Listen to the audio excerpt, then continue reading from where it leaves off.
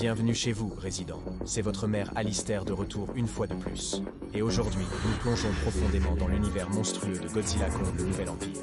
Le film présente des tonnes de bêtes gigantesques mortelles, mais il y a un titan qui a peut-être laissé la plus grande impression sur les spectateurs, le méchant impitoyable et redoutable, le roi Scar.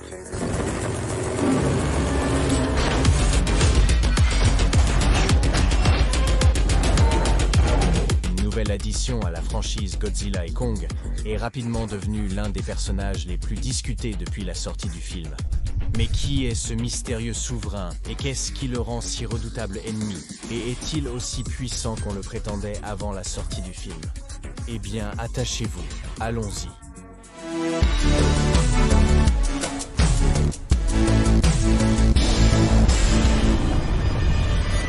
Le roi Scar est une force avec laquelle il faut compter. Avec une silhouette longue et dégingandée, une super vitesse et un fouet osseux, il se démarque de la foule des singes gris et a réussi à garder la civilisation des Kong sous son contrôle. Sa seule attitude intimidante suffit à inspirer la peur dans le cœur de ses ennemis. Mais ce n'est pas seulement son apparence physique qui rend le roi Scar si terrifiant, ce sont ses origines. Selon la légende du film, le roi Scar est une créature légendaire des profondeurs de la Terre creuse. Un royaume rempli de monstres anciens et puissants, enfermés par Godzilla lors de la grande guerre des Titans.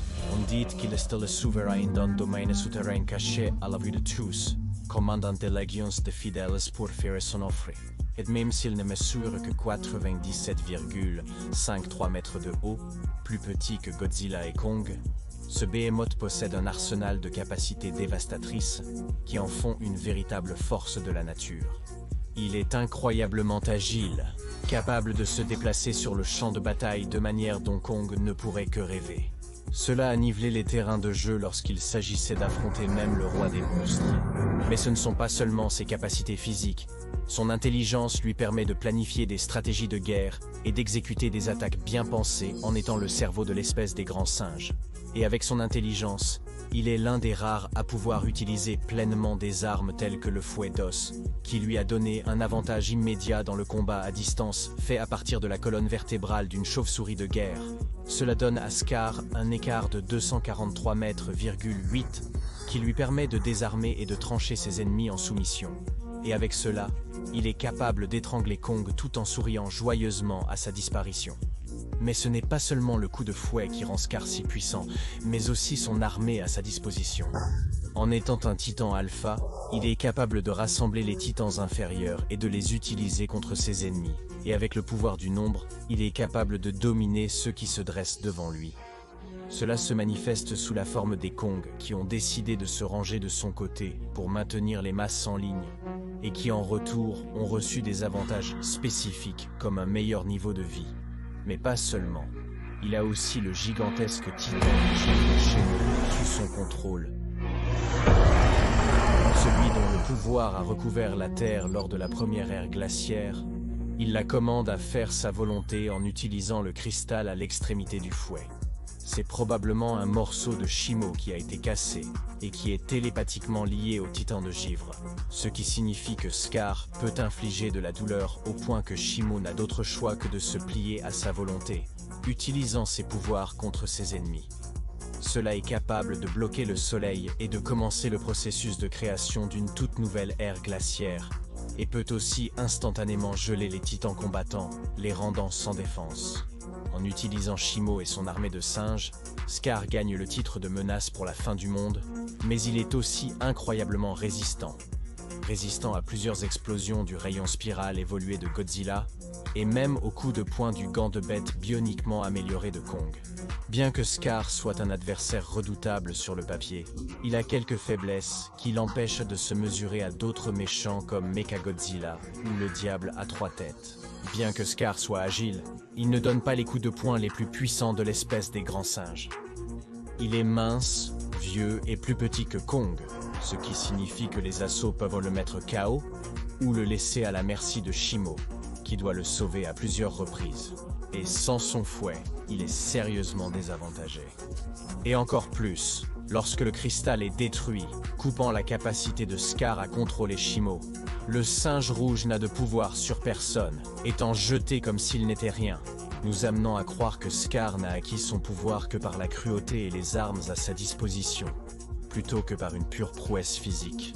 Finalement, son propre outil s'est retourné contre lui alors qu'il était gelé par Shimo, et brisé en milliers de morceaux par Kong, libérant le titan de givre des griffes de son oppresseur et débarrassant le monde du conquérant rouge. Donc, en tenant compte des forces et des faiblesses, Scar King était-il vraiment la menace apocalyptique que nous anticipions? Et est-ce que cela vaut même la peine de comparer avec les autres méchants du Monsterverse? Eh bien, non. Scar King n'était pas le titan le plus puissant. Il est moins résistant que Mechagodzilla et moins puissant que Ghidorah. Mais il est le plus intelligent et le plus maléfique, rempli de haine jusqu'au bout. Il n'a donc pas besoin d'être le plus puissant. Parfois, il suffit d'avoir un ennemi redoutable et mémorable pour que nos titans alpha le battent. Tant qu'il a fait une impression, c'est la fait de lui un méchant digne de ce nom. Le Scar King est un titan dangereusement brutal, sadique, hautement malveillant et tyrannique qui règne d'une main de fer. Il prend plaisir à maltraiter ses sujets, savourant leur souffrance, et il n'a pas les faisceaux de gravité, ou l'armure plaquée de métal, ou 6 bras, mais il a du style et est impitoyable, et a été une menace suffisante où lui et son armée ralliée ont inquiété Godzilla, assez pour se renforcer afin de le vaincre. Et ce qui est vraiment fascinant à propos du Scar King, dans ses motivations, contrairement à certains méchants qui sont poussés par une soif de pouvoir ou de vengeance, les objectifs du Scar King sont enveloppés de mystère. Certains spéculent qu'il cherche à conquérir le monde de surface et à s'établir comme le souverain ultime, tandis que d'autres croient qu'il défend simplement son territoire contre des intrus comme Godzilla et Kong. Il y a beaucoup de place pour explorer ce personnage en dehors du Nouvel Empire, et c'est la base pour plonger profondément dans l'histoire du Monsterverse. Le roi Scar a déclenché la grande guerre des titans dont nous avons entendu parler pendant tant d'années maintenant, et j'aimerais voir cela exploré dans une série télévisée pour vraiment connaître ses motivations et en savoir plus sur ce grand personnage. Mais quelles que soient ses intentions, une chose est sûre, le roi Scar est une force de la nature comme nos héros kaiju bien aimés n'en ont jamais affronté auparavant. C'est le premier monstre simien que Kong ait jamais affronté, le premier antagoniste mammifère du Monsterverse, et l'ennemi le plus intelligent jusqu'à présent opposé. Et bien qu'il ne soit pas le plus fort, sa ruse et sa méchanceté pure le propulsent comme l'un des meilleurs méchants que la franchise ait jamais vu. Il est incroyablement difficile de comparer les forces et les faiblesses d'un méchant par rapport à un autre puisqu'ils sont tous si différents les uns des autres, mais nous prévoyons de faire une longue analyse comparative sur le méchant le plus puissant. Alors assurez-vous de vous abonner pour rester à jour sur cela. Que pensez-vous du roi Scar? A-t-il répondu à vos attentes? Partagez vos avis en commentaire. Et n'oubliez pas de donner un gros pouce en l'air à la taille d'un goji à cette vidéo si vous voulez plus de décomposition de Titans. Je suis Alistair et nous vous verrons, résident, dans le prochain.